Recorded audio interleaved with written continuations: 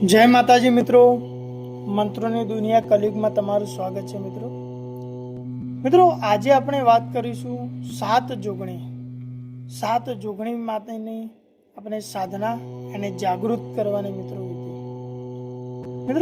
જોગણીમાં દરેકના પરિવાર અથવા તો ગામમાં હશે.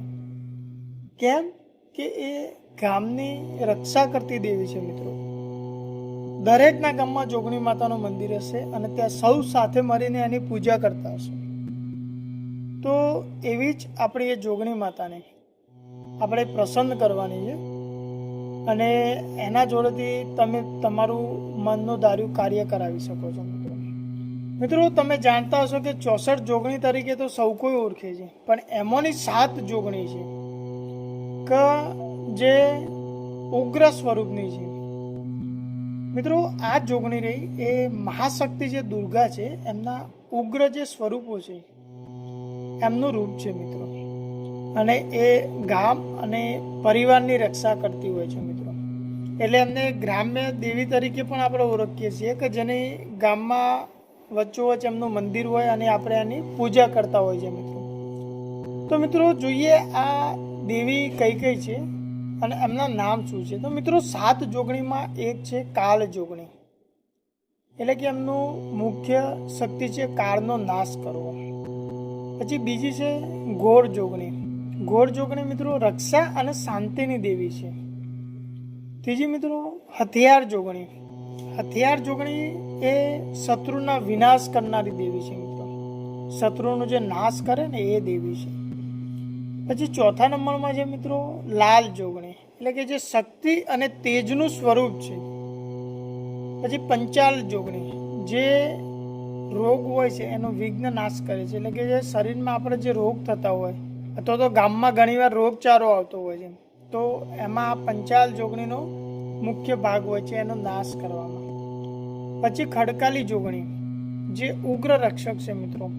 આ જોગણીમાં તરત તમારી રક્ષા કરતી હોય છે. તમે ઘણીવાર એવું કહેતા હોય ને કે હા જોગણી માતાને મેં અમુક માનતા માની તો મારે મટી ગયું અથવા તો મારી રક્ષા થઈ, એ આ જ છે મિત્રો.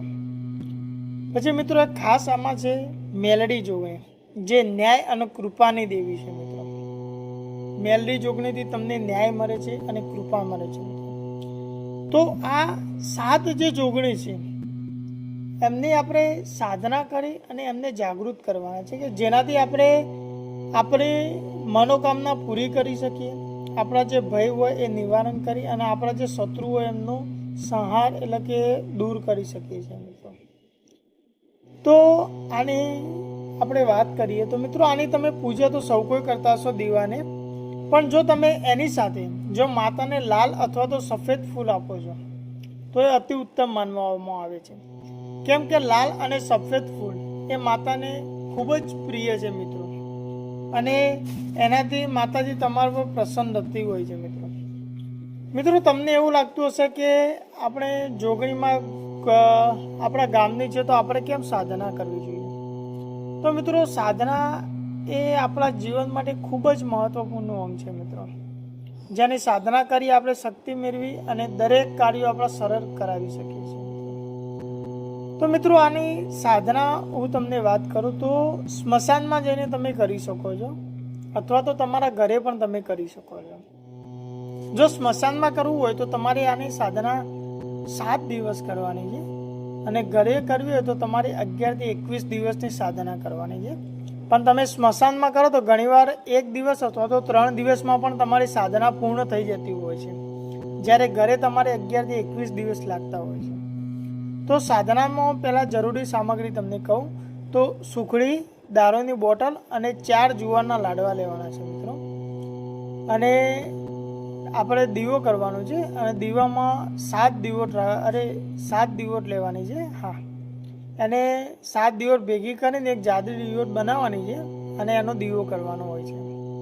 તો મિત્રો આ તૈયારી કરી તમારે સ્મશાનમાં જવાનું છે અને ત્યાં જઈને તમારે એક રાઉન્ડ કરવાનું છે જે રક્ષા મંત્ર હોય ને એનાથી મિત્રો. રક્ષા મંત્રનો જાપ કરીને રાઉન્ડ કરવાનું છે. જો તમારા જોડે રક્ષા મંત્ર ના હોય તો મારા વિડીયોમાં પણ રક્ષા મંત્ર આપેલો છે જેને તમે સાધના કરી શકો છો મિત્રો. આ પ્રમાણે કર્યા પછી તમારે મંત્રનો જાપ કરવાનું હોય છે, પણ એ પહેલાં હું તમને મંત્ર જણાવું મિત્રો, તો મંત્ર ધ્યાનથી સાંભળજો, અથવા તો તમારે લખવું હોય તો તમે લખી પણ શકો છો. મંત્ર આ પ્રમાણે છે મિત્રો: નર નારી નાગણ દોરી આવે, જોગણ મસાણ કેરી સાથે જોગમ નગમ ફરે. નર નારી વિચાર કરે, જોગણ જોયે કાળજા બુકા. ખાવે મસાણ કેરી ઘર જાવે જોગણી. શંકર ઈશ્વરના સે કોઠે જાય, વારે જાય. શરીરમાં ઉતરો કરે, માસ કરો ભોગ ભામોરે જાય. ચલો જોગણી અમારે વસ્ત્ર, ચુંદડી વીર આપે. બોલાવે તેવી જાય મસાણ કેરી. કેરા કાળજા ખાઈ, અમારી જોગણીઓ પાછી ફરે તો શિવ શક્તિની આજ્ઞા ફરે. ચલો મંત્ર ઈશ્વરી વાચા, વાચા કુરે તો ઊભા સુખે. મંત્ર મિત્રો હું તમને ફરી જણાવું છું, ધ્યાનથી સાંભળજો. નર નારી નાગણ દોરી આવે, જોગણ મસાણ કેરી સાથે જોગમ નગમ ફરે. નર નારી વિચાર કરે, જોગણ જોયે કાળજા બુકા. ખાવે મસાણ કેરી ઘરે જાવે જોગણી. શંકર ઈશ્વરના સે કોઠે જાય, વારે જાય. શરીરમાં ઉતરો કરે, માસ કરો ભોગ ભામોર જાઓ. ચલો જોગણી અમારે વસ્ત્ર, ચુંદરી વીર આપે. બોલાવી તેવી જાય માણસ કેરી કાળજા ખાઈ. અમારી જોગણી પાછી ફરે તો શિવ શક્તિની આજ્ઞા ફરે. ચલો મંત્ર ઈશ્વરી વાચા, વાચા ચૂકે તો ઊભા સુખે. મિત્રો મંત્ર આટલો છે. સૌથી પહેલાં તમારે મંત્રનું સ્મરણ કરી અને યાદ કરી લેવાનું છે, અને એના પછી મેં તમને જે પ્રમાણે અગાઉ જણાવ્યું એ પ્રમાણે તમારે સ્મશાનમાં જવાનું છે અને આની સાધનાની તૈયારી કરવાની છે. તો મિત્રો આગળ જણાવું એ પહેલાં મારી એક વિનંતી છે કે તમને જો મારો વિડીયો પસંદ આવ્યો તો લાઈક જરૂરથી કરજો મિત્રો, અને કોમેન્ટમાં જય માતાજી જરૂરથી લખજો. અને જો મારી ચેનલ ઉપર તમે નવા છો તો સબસ્ક્રાઈબ કરવાનું ભૂલતા નહીં મિત્રો.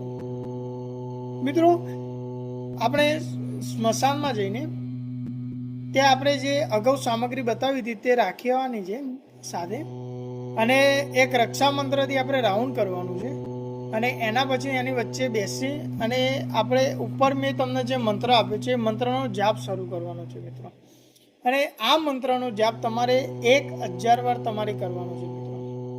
એક રાતમાં 1000 વાર. રાત્રે તમારે 10 વાગ્યા પછી આની શરૂઆત કરી શકો છો પૂજાની સ્મશાનમાં જઈને. અને આ મંત્ર મિત્રો એવો છે કે તમારે 1 દિવસમાં પણ પૂરો થાય અને 3 દિવસમાં પણ પતી જતો હોય છે, પણ જો એવું ના થાય તો તમે 7 દિવસમાં પણ કરી શકો છો. આનો ખ્યાલ કઈ રીતના આવે તો મિત્રો આમાં એવું છે કે આ મંત્રનો તમે જાપ કરી અને સાધના કરો છો તો સાધના તમારી પૂરી થશે તો જે જોગણી છે તમારી સમક્ષ આવતી હોય છે મિત્રો, તમને ડરાવતી પણ હોય છે, પણ ક્યારેય ડરવું નહીં મિત્રો. આપણે જે સુખડીના 4 ભાગ કર્યા હતા એ 4 દિશામાં આપી દેવી, અને જે દારૂ આપણે લાવ્યા જોડે એ પણ એમને આપી દેવાનો મિત્રો. અને એના પછી જો દેવી પ્રસન્ન થાય છે અને તમને વચન માગવાનું કહે તો વચન માગી લેવું કે કામ પડે ત્યાં આવું, બોલાવું ત્યારે હાજર થવું. આ પ્રમાણે તમારે એના જોડેથી વચન માગી લેવું કે જેથી કરીને તમે જ્યારે જરૂર પડે ત્યારે એને બોલાવી શકો મિત્રો. અને મિત્રો તમે જ્યારે સાધના કરો ત્યારે જો તમે ગુગળનો ધૂપ લઈ જાઓ છો તો એ અતિ ઉત્તમ માનવામાં આવે છે. ગુગળનો ધૂપ તમારે લઈ જવાનો છે, અને જે દશાંશનો ધૂપ આવે છે એ તમારે જોડે લઈ જવાનો છે. દશાંશનો ધૂપ તમને માર્કેટમાં આરામથી મળી જશે મિત્રો.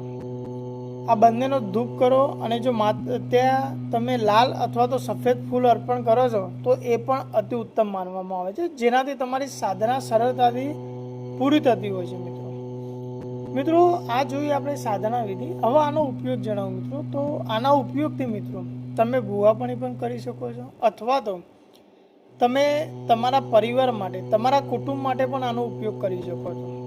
જ્યારે જરૂર પડે ત્યારે મંત્ર જાપ કરી માતાને બોલાવી તમારું કોઈ પણ કાર્ય તમે એને સોંપી શકો છો, જે તમારું કોઈ પણ કાર્ય પૂરું કરે છે મિત્રો. અને આ પ્રમાણે મિત્રો તમે આગળ કરી શકો છો. તો મિત્રો હવે હું રજા લઈશ. મળીએ આગળના નવા વિડીયોમાં નવી વાત સાથે. ત્યાં સુધી જય માતાજી, જય મા મેલડી, જય મા જોગણી. અને હા મિત્રો, તમે જો હજુ સુધી મારી ચેનલને સબસ્ક્રાઈબ નથી કરી તો સબસ્ક્રાઈબ કરવાનું ભૂલતા નહીં મિત્રો, અને લાઈક કોમેન્ટ જરૂરથી કરજો મિત્રો. જય માતાજી.